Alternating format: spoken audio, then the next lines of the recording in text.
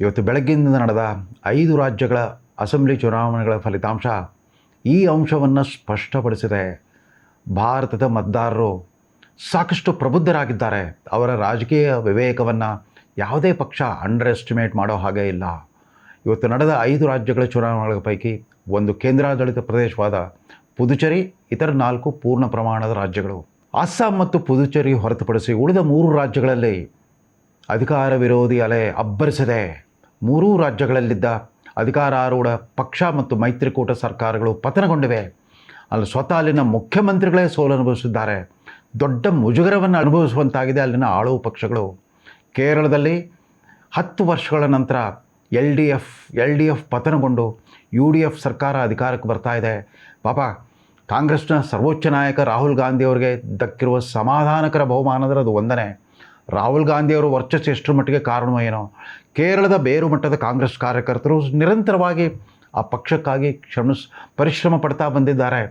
ಅಲ್ಲಿ DK ಶಿವಕುಮಾರ್ ಅಥವಾ ಸಿದ್ದರಾಮಯ್ಯ ಥರದ ಮಾಸ್ ಲೀಡರ್ಗಳು ಇಲ್ಲದೇ ಇದ್ದರೂ ಕೂಡ ಅಲ್ಲಿನ ಕಾಂಗ್ರೆಸ್ ಕೇಡರ್ಗಳು ತುಂಬ ಜವಾಬ್ದಾರಿಯುತ ರಾಜಕೀಯ ಹೊಣೆಗಾರಿಕೆಯಿಂದ ಕೆಲಸ ಮಾಡಿದ್ರಿಂದ ಅಲ್ಲಿ ಅವರ ಪಕ್ಷವನ್ನು ಗೆಲ್ಲಿಸಿ ಅಧಿಕಾರಕ್ಕೆ ತಂದಿದ್ದಾರೆ. ಹಿಂದೆ 2 ಲೋಕಸಭಾ ಚುನಾವಣೆಯಲ್ಲಿ ಗೆದ್ದಿದ್ರು ಕೂಡ ಅಸೆಂಬ್ಲಿಯಲ್ಲಿ ಸೋಲ್ತಾ ಇತ್ತು ಕಾಂಗ್ರೆಸ್ಸು. ಆದರೆ LDF ಲೋಕಸಭಾ ಚುನಾವಣೆಯಲ್ಲಿ ಸೋದರೂ ಕೂಡ ಅಸೆಂಬ್ಲಿಯಲ್ಲಿ ಗೆದ್ದು ಅಧಿಕಾರಕ್ಕೆ ಬಂದಿತ್ತು. ಪಿಣರಾಯಿ ವಿಜಯನ್ ಕಾಲದ ಹಲವು ಭ್ರಷ್ಟಾಚಾರ ಹಗರಣಗಳು, ಸ್ವತಃ ಮುಖ್ಯಮಂತ್ರಿಯವರ ಕಚೇರಿಯಲ್ಲೇ ನಡೆದ ಕೆಲವು ಅಭಾಸಕರ ಘಟನಾವಳಿಗಳಿಂದಾಗಿ ಜನಕ್ಕೆ ಸಾಕಾಗಿತ್ತು. ಬದಲಾವಣೆ ಬೇಕಿತ್ತು, ಅಲ್ಲಿ ಬದಲಾವಣೆ ತಂದಿದ್ದಾರೆ. UDFಗೆ 3-4 ಅಂಶದಷ್ಟು ಬಹುಮತ ಬರೋ ಸಾಧ್ಯತೆ ಇದೆ ಅಂತ ಕಾಣುತ್ತೆ. ಈವರೆಗಿನ ಮತದ ಎಣಿಕೆಯ ಪರಿಣಾಮವನ್ನು ನೋಡಿದಾಗ 3/4 ಮೆಜಾರಿಟಿ ಬರೋ ಸಾಧ್ಯತೆ ಇದೆ. ಅದೇ ರೀತಿಯಲ್ಲಿ ಅಸ್ಸಾಂ ರಾಜ್ಯದಲ್ಲಿ ಹಿಮಂತ ಬಿಸ್ವಾ ಶರ್ಮಾ ಸುಮಾರು 20 ವರ್ಷಗಳ ಕಾಲ ಕಾಂಗ್ರೆಸ್ಸಲ್ಲಿ ಇದ್ಬಿಟ್ಟು BJPಗೆ ಬಂದವರು.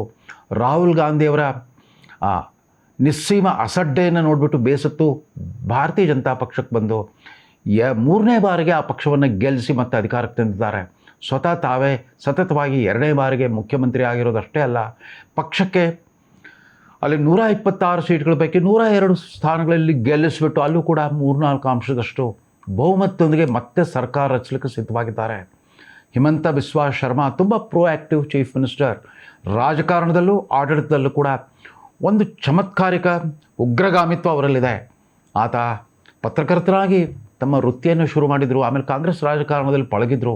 ಅಧಿಕಾರಕ್ಕೆ ಬಂದ ಮೇಲೆ ಅಸ್ಸಾಂ ರಾಜ್ಯವನ್ನು ಬಹುಕಾಲದಿಂದ ಕಾಡಿರೋ ಈ ಬಾಂಗ್ಲಾದೇಶಿ ಮೂಲದ ಅಕ್ರಮ ವಲಸಿಗರ ಪ್ರಶ್ನೆಯನ್ನು ತಮ್ಮದೇ ಆದ ರೀತಿಯಲ್ಲಿ ಅವರು ವ್ಯಾಖ್ಯಾನಿಸ್ತಾ ಹೋದರು. ಅಸ್ಸಾಮಿನ ಮೂಲ ನಿವಾಸಿ ಮುಸ್ಲಿಮರ ವಿರುದ್ಧ ಅವರು ಏನೂ ಮಾಡಲಿಲ್ಲ. ಅವರ ಟಾರ್ಗೆಟ್ ಏನೇ ಇದ್ದರೂ ಕೂಡ ಈ ಅಕ್ರಮ ವಲಸಿಗ ಬಂಗಾಲಿ ಮುಸ್ಲಿಮರ ವಿರುದ್ಧ ಇತ್ತು.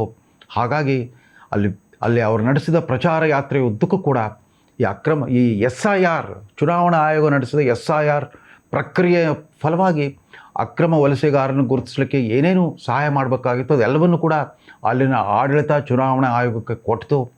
ಅದರ ಪರಿಣಾಮವಾಗಿ ಅಲ್ಲೂ ಕೂಡ ದೊಡ್ಡ ಶೇಕಡಾವಾರು ಸುಮಾರು 88% ಮತದಾನವಾಗಿತ್ತು. ಅದರ ಪರಿಣಾಮ ಇವತ್ತು ನೋಡ್ತಾ ಇದ್ದೇವೆ. ಅಸ್ಸಾಂನಲ್ಲಿ ಮತ್ತೆ 3ನೇ ಬಾರಿಗೆ BJP ಅಧಿಕಾರಕ್ಕೆ ಬಂದಿದೆ.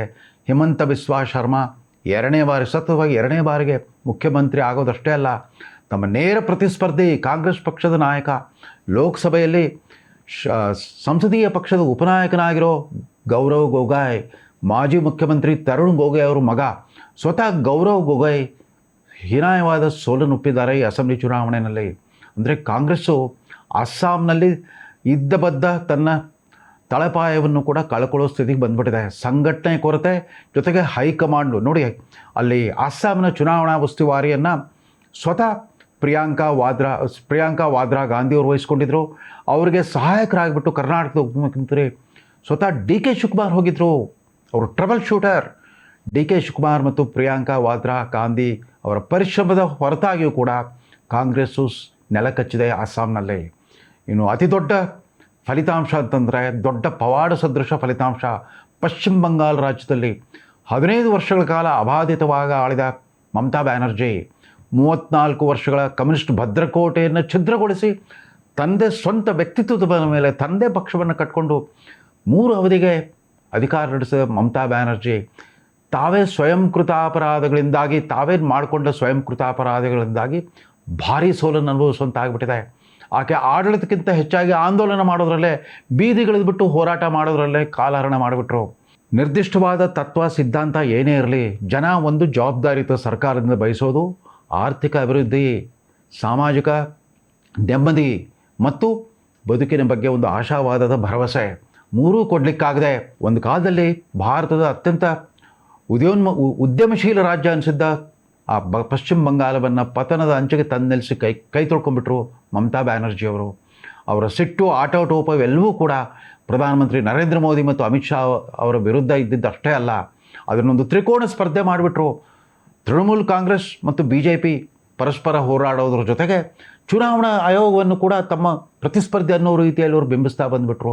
ಚುನಾವಣಾ ಆಯೋಗದ ಮುಖ್ಯಸ್ಥರ ವಿರುದ್ಧ ಹೀನಾಮಾನವಾಗಿ ವಾಗ್ದಾಳಿಯನ್ನು ಮಾಡೋದು ಅಷ್ಟೇ ಅಲ್ಲ, ಅವರು ನಡೆಸಿದ ಆ ತೀವ್ರತಮ ಮತದಾರ ಪಟ್ಟಿ ಪರಿಷ್ಕರಣೆ SIR ಪ್ರಕ್ರಿಯೆ ವಿರುದ್ಧ ಸ್ವತಃ ತಾವೇ ಸುಪ್ರೀಂ ಕೋರ್ಟ್ಗೆ ಹೋಗ್ಬಿಟ್ಟು ಕರಿ ಶಾಲು ಹೊತ್ಕೊಂಡ್ಬಿಟ್ಟು ವಾದ ಮಾಡಿ ಸೋತು ವಾಪಸ್ ಬಂದಿದ್ದರು. ಮತದಾನ ಮುಗಿದ ಮೇಲೆ ಕೂಡ ತೀರಾ ಸೋಲಿನ ಭಯದಿಂದ ತತ್ತರಿಸ್ತಾ ಇದ್ದ ಮಮತಾ ಬ್ಯಾನರ್ಜಿಯ ವರ್ತನೆ ಮತ್ತು ನಡವಳಿಕೆಗಳನ್ನು ನಾವು ನೋಡಿದ್ದೇವೆ. ಅದೇನೇ ಇರಲಿ, ಇವತ್ತು ಅವರು ಸೋತಿರ್ಬೋದು. ಅಲ್ಲಿ 190ಕ್ಕೂ ಅಧಿಕ ಮತಗಳ ಅಂತರದಿಂದ, ಅಂದರೆ 2/3 ಭಾಗದಷ್ಟು ಬಹುಮತದೊಂದಿಗೆ BJP ಸರ್ಕಾರ ಅಸ್ತಿತ್ವಕ್ಕೆ ಬರುತ್ತೆ. BJP ಸರ್ಕಾರ ಮಾಡಬೇಕಾದದ್ದು ಹಿಂದಿನ 34 ವರ್ಷಗಳ ಕಮ್ಯುನಿಸ್ಟ್ ಅಧಿಪತ್ಯ ಮತ್ತು 15 ವರ್ಷಗಳ ಈ TMC ಆಡಳಿತದಲ್ಲಿ ಸೃಷ್ಟಿಯಾಗಿರೋ ಅಶಿಸ್ತು, ಅರಾಜಕತೆ ಮತ್ತು ಅನಾಗರಿಕ ಆ ವಾತಾವರಣ ಏನಿದೆ ಅದನ್ನು ಬದಲಾಯಿಸಬೇಕಾಗಿದೆ. ಬಂಗಾಲಕ್ಕೆ ತನ್ನದೇ ಆದ ಒಂದು ಶ್ರೇಷ್ಠತೆಯ ಒಂದು ಪ್ರತೀಕವಾಗಿತ್ತು ಪಶ್ಚಿಮ ಬಂಗಾಳ ರಾಜ್ಯ. ಭಾರತದ ಇತರ ಎಲ್ಲ ರಾಜ್ಯಗಳಿಗೂ ಕೂಡ ಮಾದರಿ ಅನಿಸೋ ಹಾಗೆ ಅಲ್ಲೊಂದು ಸಮಾಜ ಸುಧಾರಣೆಯಾಗಲಿ, ಪ್ರಗತಿಪರ ವಿಚಾರಧಾರೆಗಳಾಗಲಿ, ಕಲೆ, ಸಾಹಿತ್ಯ, ಸಂಗೀತ ಇತ್ಯಾದಿ ಕ್ಷೇತ್ರಗಳಲ್ಲಿ ಅಲ್ಲಿನ ಪ್ರತಿಭಾವಂತರ ಸಾಧನೆಗಳಾಗಲಿ ಮತ್ತು ರಾಜಕೀಯ ಜಾಗೃತಿ ವಿಚಾರದಲ್ಲೂ ಕೂಡ ಬಂಗಾಲ ಎಲ್ಲರಿಗಿಂತಲೂ ಮುಂದೆ ಇತ್ತು. ಇವತ್ತು ಬಂಗಾಲ ಕರ್ನಾಟಕಕ್ಕೆ ಹೋಲಿಸಿದರೆ ಅತ್ಯಂತ ಹಿಂದುಳಿದ ರಾಜ್ಯಗಳ ಪೈಕಿ ಒಂದಂತ ಅನಿಸ್ಕೊಂಡ್ಬಿಟ್ಟಿದೆ. ಒಂದು ಕಾಲದಲ್ಲಿ ಕೈಗಾರಿಕೋದ್ಯಮದ ರಾಜಧಾನಿ ಅನಿಸ್ಕೊಂಡಿದ್ದ ಕಲ್ಕತ್ತಾ ಇವತ್ತು ಹಾಳು ಹಂಪೆ ಥರ ಆಗಿದೆ. ಬೆಂಗಳೂರು ಇಡೀ ರಾಷ್ಟ್ರದಲ್ಲೇ ಬಂಡವಾಳ ಹೂಡಿಕೆ ಮತ್ತು ತಂತ್ರಜ್ಞಾನದ ರಾಜಧಾನಿ ಅಂತ ಅನಿಸ್ಕೊಂಡ್ಬಿಟ್ಟಿದೆ. ಬೆಂಗಳೂರು ಸಿಲಿಕಾನ್ ವ್ಯಾಲಿ ಅಂತ ಅನಿಸ್ಕೊಂಡ್ಬಿಟ್ಟಿದೆ. ನಮ್ಮ ಕರ್ನಾಟಕ ರಾಜಕಾರಣದ ಬಗ್ಗೆ ನಾವು ಏನೇ ಹೇಳಿ, ಈ ಪಶ್ಚಿಮ ಬಂಗಾಳದ ಈ ಉಗ್ರಗಾಮಿ ಪಾರ್ಟಿಗಳು ಮತ್ತು ರಾಜಕಾರಣಿಗಳಿಂದ ಎಷ್ಟೋ ಒಳ್ಳೆಯವರು ಅಂತ ನಾವೇ ಹೇಳುವಂಥ ಸ್ಥಿತಿ ಬಂದ್ಬಿಟ್ಟಿದೆ. ಮಮತಾ ಬ್ಯಾನರ್ಜಿ ಸೋಲಿಗೆ ಮತ್ತು ತೃಣಮೂಲ್ ಕಾಂಗ್ರೆಸ್ ಸರ್ಕಾರದ ಪತನಕ್ಕೆ ಪ್ರಧಾನಮಂತ್ರಿ ನರೇಂದ್ರ ಮೋದಿ ಮತ್ತು ಗೃಹ ಮಂತ್ರಿ ಅಮಿತ್ ಶಾ ನಡೆಸಿದ ಹೋರಾಟ ಅದು ಅಭೂತಪೂರ್ವವಾದದ್ದು. ನರೇಂದ್ರ ಮೋದಿಯವರು 25 ವರ್ಷಗಳ ಹಿಂದೆ ಗುಜರಾತಿನ ಮುಖ್ಯಮಂತ್ರಿಯಾಗಿ ಅವತರಿಸಿದಾಗಿನಿಂದ ಇವತ್ತಿನವರೆಗೂ ಕೂಡ ಯಾವುದೇ ಚುನಾವಣೆಯನ್ನು ಕೂಡ ಹಗುರವಾಗಿ ಪರಿಗಣಿಸೇ ಇಲ್ಲ. ತಮಿಳುನಾಡಿನಲ್ಲಿ ತಮ್ಮ ಪಕ್ಷಕ್ಕೆ ಅಸ್ತಿತ್ವ ಇಲ್ಲದೇ ಇದ್ದರೂ ಕೂಡ ತಮ್ಮ ಮಂತ್ರಿಮಂಡಲದಲ್ಲಿ 2 ಪ್ರಮುಖ ಖಾತೆಗಳನ್ನು ತಮಿಳುನಾಡು ಮೂಲದ ನಿರ್ಮಲಾ ಸೀತಾರಾಮನ್ ಮತ್ತು ಜೈಶಂಕರ್ ಅವರು ಕೊಟ್ಬಿಟ್ಟು ಎಲ್ಲರನ್ನೂ ಒಳಗೊಳ್ಳುವಂಥ ಆಡಳಿತ ನಡೆಸ್ತಾ ಬಂದರು, ಎಲ್ಲರನ್ನೂ ಒಳಗೊಳ್ಳುವಂಥ ರಾಜಕಾರಣ ಮಾಡ್ತಾ ಬಂದರು. ಆದರೆ ತಮಿಳುನಾಡಿನಲ್ಲಿ ಅವರಿಗೆ ಸ್ವಂತ ಬಲದಿಂದ ಗೆಲ್ಲೋ ಸಾಧ್ಯತೆ ಕಾಣಿಸ್ಲಿಲ್ಲ ಅಂತ ಕಾಣುತ್ತೆ. ಅದೇನೇ ಇರಲಿ, ಅವರು ತಮಿಳುನಾಡಿನ ರಾಜ್ಯಾಧ್ಯಕ್ಷರಾಗಿ ನೇಮಿಸಿದ್ದ, ಕರ್ನಾಟಕದಲ್ಲಿ IPS ಅಧಿಕಾರಿಯಾಗಿ ರಾಜೀನಾಮೆ ಕೊಟ್ಟು ರಾಜಕಾರಣ ಪ್ರವೇಶಿಸಿದ್ದ ಅಣ್ಣಾಮಲೈ ಅವ್ರನ್ನ ಅಧ್ಯಕ್ಷ ಸ್ಥಾನದಿಂದ ಕದಲಿಸಿದ ಮೇಲೆ BJPಗೆ ಸ್ವಲ್ಪ ಕಷ್ಟ ಆಯಿತು ಅಂತ ಕಾಣುತ್ತೆ. ಅಣ್ಣಾಮಲೈ ಕಳೆದ 59 ವರ್ಷಗಳಿಂದ ಈ ದ್ರಾಮುಖ ಪಕ್ಷಗಳು ಅಲ್ಲಿ ಅನುಷ್ಠಾನ ಮಾಡಿರೋ ಆ ಜಾತಿ ನಿಂದನೆ ಮತ್ತು ಭಾಷಾ ದ್ವೇಷದ ಒಂದು ಕೆಟ್ಟ ವಾತಾವರಣ ಏನಿತ್ತು ಅದಕ್ಕೆ ಪರ್ಯಾಯವಾಗಿ ಒಂದು ಹೊಸ ನ್ಯಾರೇಟಿವ್ ರೂಪಿಸೋ ಪ್ರಯತ್ನ ಮಾಡ್ತಾಯಿದ್ರು. ಅದ್ಯಾಕೋ ಚುನಾವಣಾ ಲೆಕ್ಕಾಚಾರದಲ್ಲಿ ಅವ್ರನ್ನ ಬದಿಗೊತ್ತಿ ಮತ್ತೊಬ್ಬರನ್ನ ಯಾರನ್ನೂ ತಂದಿದ್ರು. ಅಲ್ಲಿ DMK ಪಕ್ಷ ಮತ್ತು ADMK ಪಕ್ಷ ಎರಡೂ ರೋಗಿಷ್ಠ ಉದ್ಯಮಗಳ ಥರ ಆಗಿದ್ವು, ಅವೆರಡು ಸಿಕ್ ಇಂಡಸ್ಟ್ರಿಗಳ ಥರ ಆಗಿದ್ವು. ಜನಕ್ಕೆ ಸಾಕಾಗಿ ಹೋಗ್ಬಿಟ್ಟಿತ್ತು ಇವ್ರದ್ದು ಕುಟುಂಬ ರಾಜಕಾರಣ, ಸ್ವಜನ ಪಕ್ಷಪಾತ, ಸ್ವಚ್ಛಂದ ಭ್ರಷ್ಟಾಚಾರ. ಈ ಕಡೆ ADMK ಅಧಿನಾಯಕಿ ಸ್ವತಃ ಜಯಲಲಿತಾರವರೇ ಭ್ರಷ್ಟಾಚಾರ ಆರೋಪ ಹೊತ್ತು ಜೈಲುವಾಸ ಅನುಭವಿಸ್ಬಂದರು.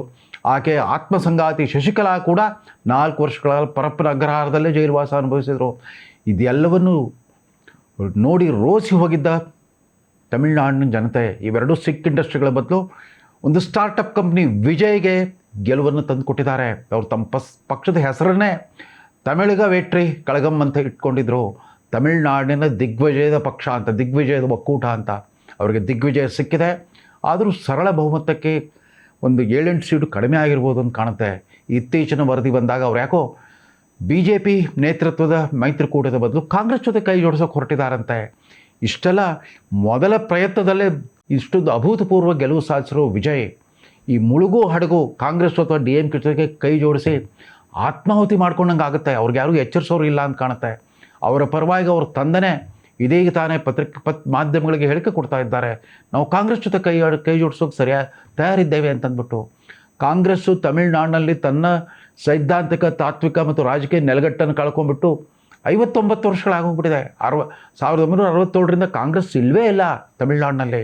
ಮತ್ತು ಕಾಂಗ್ರೆಸ್ ಜೊತೆ ಕೈ ಜೋಡಿಸೋಕೆ ಹೋದರು ಅಂದರೆ ಈ ಗೆಲುವು ಸೋಲಾಗಿಬಿಡೋ ಸಾಧ್ಯತೆ ಇದೆ ಅಂತ ಯಾರಾದರೂ ಎಚ್ಚರಿಸಬೇಕಾಗಿದೆ ಈ ವಿಜಯ್ಗೆ. ಇರಲಿ, ತಮಿಳುನಾಡಿನ ಜನ ಆ ವಿಜಯ್ ಪ್ರತಿನಿಧಿಸ್ತಾ ಇದ್ದ ಅವರ ಮುಖದಲ್ಲಿ ಕಂಡ ಒಂದು ಆಶಾವಾದದ ಪರ ತಮ್ಮ ಮತವನ್ನು ಚಲಾಯಿಸಿದ್ದಾರೆ. ಇವೆರಡೂ ಪಕ್ಷಗಳು ಇದುವರೆಗಿದ್ದ ಅವರ ಆಯ್ಕೆ ಅಂತಂದರೆ ಒಂದು ಬೆಂಕಿಯಿಂದ ಬಾಣಲೆಗೆ, ಬಾಣಲೆಗಿಂದ ಬೆಂಕಿಗೆ ಅನ್ನೋ ಥರ ಆಗಿತ್ತು. ಅದರ ಬದಲು ತೃತೀಯ ಶಕ್ತಿಗೆ ಅನುವು ಮಾಡಿಕೊಟ್ಟಿದ್ದಾರೆ. ನೋಡಬೇಕು ಮುಂಬರುವ ದಿನಗಳಲ್ಲಿ ತಮಿಳುನಾಡು ತನ್ನ ಮೊದಲಿನ ಗತವೈಭವವನ್ನು ಪಡ್ಕೊಳ್ಳುತ್ತಾ ಅಂತ ಕಾದು ನೋಡಬೇಕಾಗಿದೆ. ಪುದುಚೇರಿಯಲ್ಲಿ ಹೆಚ್ಚು ವ್ಯತ್ಯಾಸ ಆಗಲಿಲ್ಲ.